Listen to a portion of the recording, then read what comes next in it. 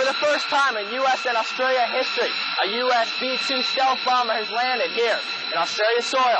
A great testament to the strong relationship we have with our Australian brothers.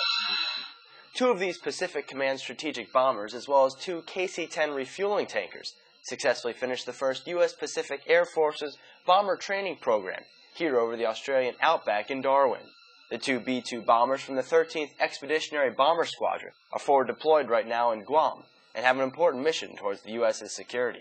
We're presently deployed here for 120 days out in the Pacific AOR here to help bolster, first off, commitment to the AOR, and also for deterring and dissuading any potential enemies now and in the future, and to try to have that presence that has a deterrence piece to it. And that's what we were doing in this AOR.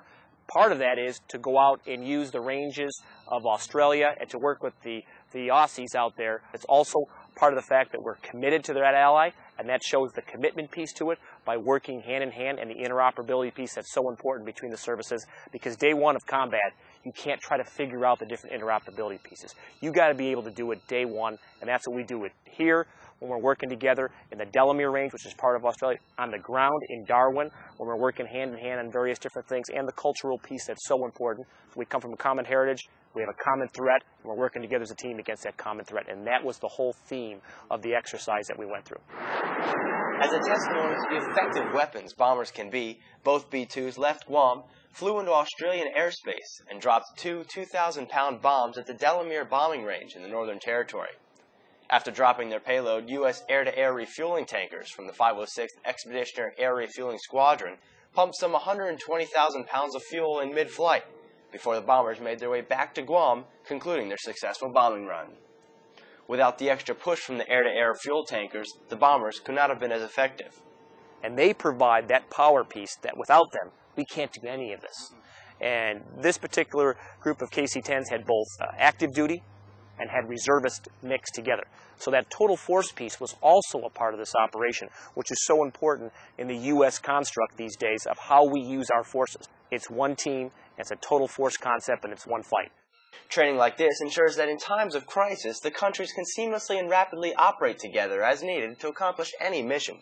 It's the way things are going, isn't it? You know, everybody has to work together.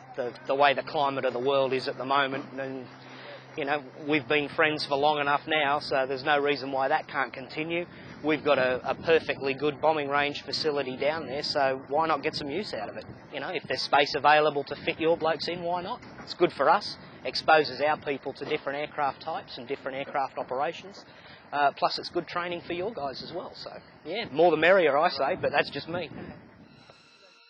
Once on the ground, the B-2 pilots and crews performed a running crew change and then took off to head back to Guam.